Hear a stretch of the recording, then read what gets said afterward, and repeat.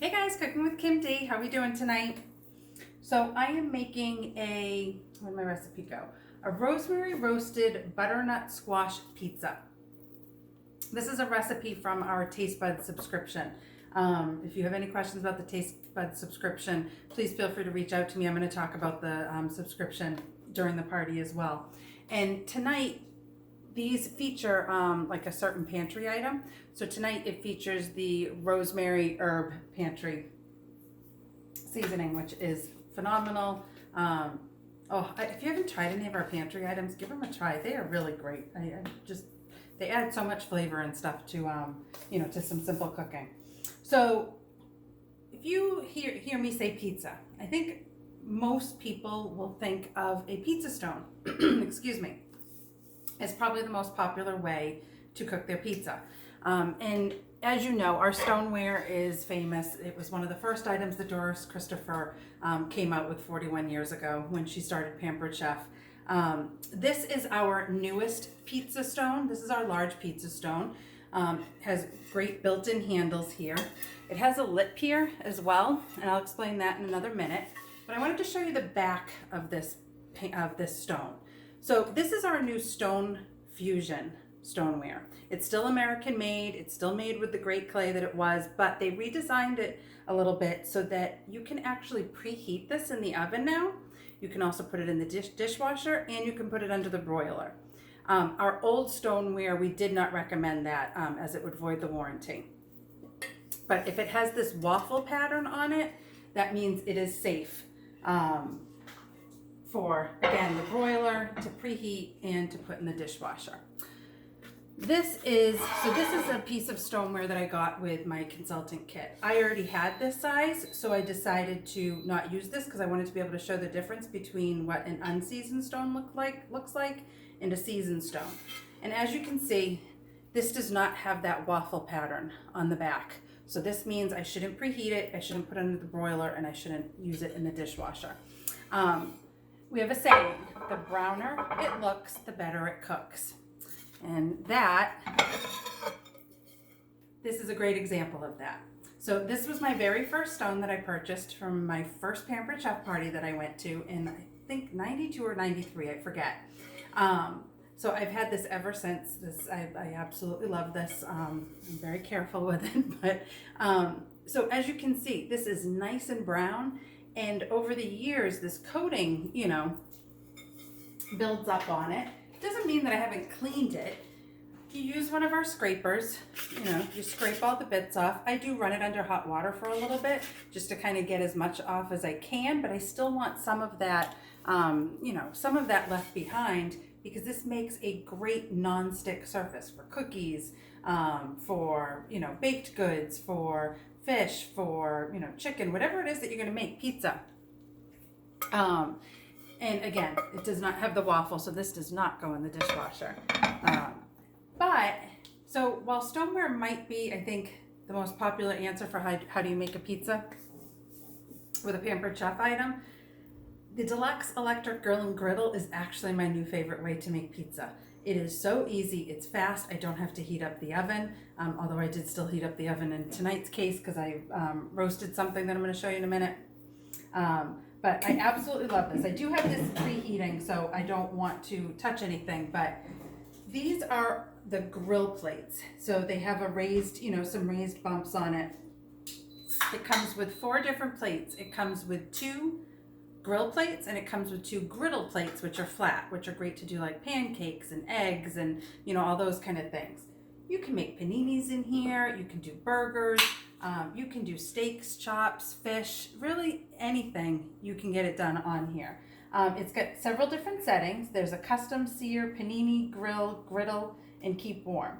It has a probe, so if you're like me and don't know how to cook steaks and have to keep cutting into them, you can actually put the probe, it goes in here, it goes into your meat, and then when it reaches the correct temperature that you've set it for, it tells you it's done, and you have a perfectly cut steak, burger, chicken, whatever it is. If you're not quite sure how to cook proteins well, this is a great tool. These plates come out, they are dishwasher safe. And there are actually 2 other plates that go with this that are optional. They're, you know, an add-on, and they are waffle plates. It's not a Belgian waffle. It's more like a traditional waffle, a traditional thin waffle. So again, this is my new favorite way to make pizza because it's just so fast. The kids, and especially my son Andrew loves pizza. We love making it on here.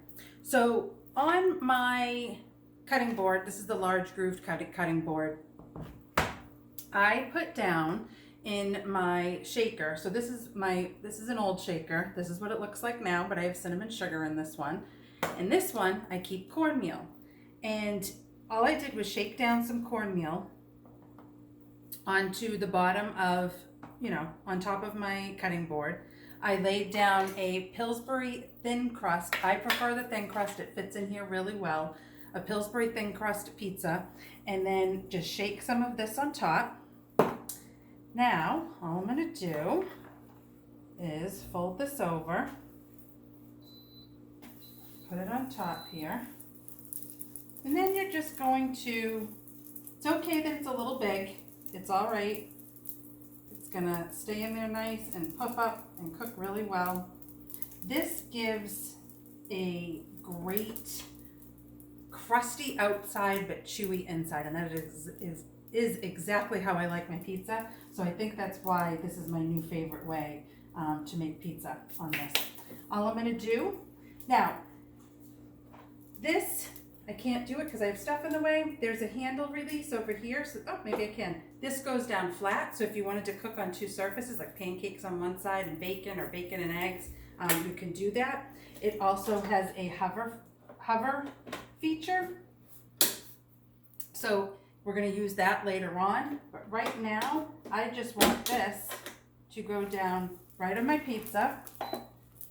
And I'm going to just watch that for 2 minutes. I'm going to put you guys on hold just so you don't have to sit here and listen to something sizzling for 2 minutes. I'm going to set up and then I'll be right back. Hey guys, I'm back. So my crust is already preheated. Hear that? It's got a nice little crunch on it already. Now we're going to build up our pizza. So to this, I have some just store-bought pesto. We have to use pesto without any pine nuts because my girls are allergic to nuts. So I'm just drizzling down a couple of tablespoons. I'm just going to mix that around. This is our chef silicone basting brush, and I'm just going to use that. I found this is great for spreading around things like pesto, and I love it for spreading around pasta sauce on here. I don't like a ton of pasta sauce, so I find that this is one of the easier ways to spread it around without having to get a lot on there. All right, next, oh, I need to preheat this. Is that the right word? I don't know if that's how you say it, but anyway, all right, I need to set this to, so I'm gonna press cancel, then I need to go in here and do custom. Okay, I need to do, you can also change the temp of your top and bottom plates, which is great for when you're making pizza. So my top plate is going to be set for 250. Hold on. No, top is set to 480. And then my bottom is going to be set to 250 because it's pretty much already cooked. The crust is pretty much already cooked. We just want to keep it warm and keep it baking a little bit more. All right, 60. Got it. On my, this is one of our this is our half sheet roasting pan, or sheet pan. It also comes with a rack with it, which is great for roasting roasts, because you get a nice even cook because the air is all around it. So that does come with this. But on here, I just took some rosemary herb seasoning. I drizzled some olive oil, and this is some butternut squash. It's just cut up, you know, pretty thin, not too thick, not too thin. Drizzled it. I roasted it in the oven for like 15 minutes at 425 degrees. Let it cool down a little bit. So this is going to go on my pizza next. So I'm just gonna lay, I have clean hands. I'm eating it anyway. So I'm just gonna lay down some of the roasted butternut squash.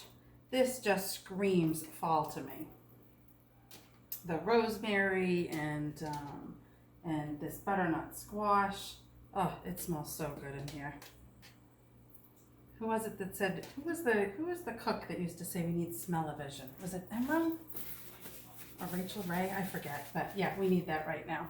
All right, so I've got the pesto down. I have the butternut squash, the roasted butternut squash. I cooked up some bacon and it's already cut up. I did not need to crumble it. What I do is I take, I don't know where I put them, kitchen shears. I had them. I don't know where they are. I take the bacon, oh, here they are. I take the whole slab of bacon and take my kitchen shears and just cut strips in the bacon. These are great. They come apart for easy cleaning, so you don't get any, grease and whatnot in them. So I cut them into slits and then I put them inside of a stock pan like this and cook them up in here. It makes less mess on your stovetop because it's not real shallow, so it's catching most of the grease. So that's the way that I make bacon when I'm going to be cutting it up anyway. I find it to be the easiest way. All right, so some bacon goes down. It says a little bacon.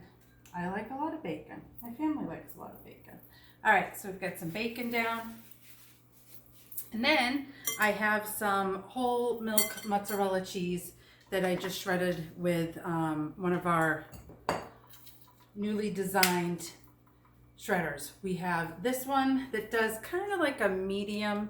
We also have one that does fine for like things like Parmesan cheese. We have a really fine one that does like citrus and items like that, or nutmeg if you wanted fresh nutmeg. We also have a very thick one, and I think they call it, is it a farmhouse cut or something like that, and it's a little bit thicker. It's a beautiful, like almost like when you want those thick Parmesan ribbons, it's great for something like that. So now I'm just going to take my Parmesan cheese, put it over the top. It also called for fontina cheese. I am going to add some Parmesan cheese, I think, to the top once this is done cooking, just for a little bit, little extra flavor. But I forgot the fontina cheese, so we're just going to put on a little bit of extra mozzarella cheese. All right, so the cheese is going down. I like lots of cheese. Now, this is when the hover function comes into place. So this top part is not hot, so I'm going to push that down, and I want this to hover as high up as possible. And now I'm just going to let this cook for a little bit until everything is nice and ooey gooey, cheesy, goodness. So just a few items that I have found to make great pizza, especially the Deluxe Electric Grill and Griddle. If this is something you're interested in, host a party. Don't pay full price for the big, the big small appliance. It sounds like an oxymoron. But hit me up if you want to do a party. All you need is $200 in guest sales in order to get any item in the catalog for half price. So this is a great item for people who want to host and get a discount on these kind of items. So Deluxe Electric Grill and Griddle. This is our half sheet pan. It also comes with a roasting rack with it. Showed you some of our stoneware. New stoneware is now dishwasher safe, broiler safe, and you can preheat it. I'm a little tongue-tied right now. I'm very hungry and I cannot wait to eat this. I will make sure I post a copy of the recipe tonight in the recipe drop, and I'll also post a picture of what the end result looks like. And I can hear the cheese like starting to melt, and oh, it's gonna be so good. Yum. All right, any questions, guys, please reach out. Have a fantastic night. Bye-bye.